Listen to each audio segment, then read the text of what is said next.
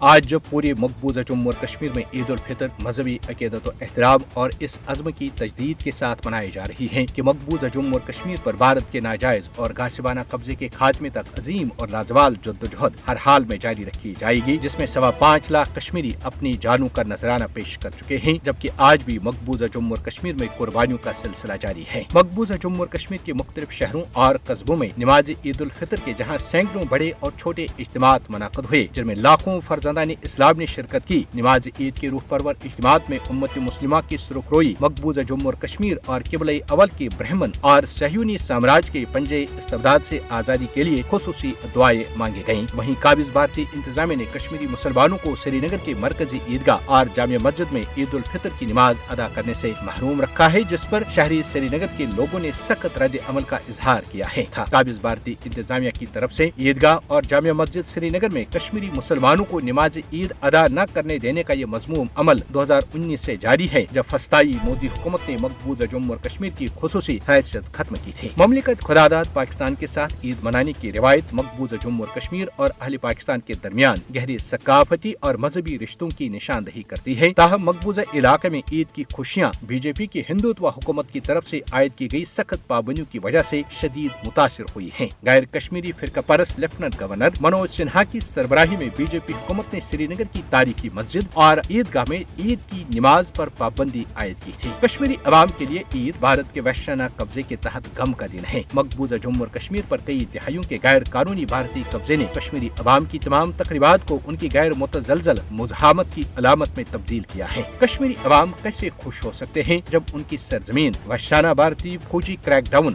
چھاپوں، قتل و غارت اور گرفتاریوں سے دوچار ہو۔ کشمیری عوام کے لیے عید کا پیغام ہے کہ بھارتی غلامی سے آزادی تک جدوجہد آزادی ہر حال میں جاری رکھنا ہے۔ اہل کشمیر کی حقیقی عید اس دن ہوگی جب وہ بھارتی غلامی کی زنجیروں سے آزاد ہوں گے۔ کشمیری عوام اپنی غیر متزلزل جدوجہد کے ذریعے دنیا کو بتا رہے ہیں کہ ناجائز بھارتی قبضے میں کوئی عید نہیں، آزادی تک مزاحمت جاری رہے گی۔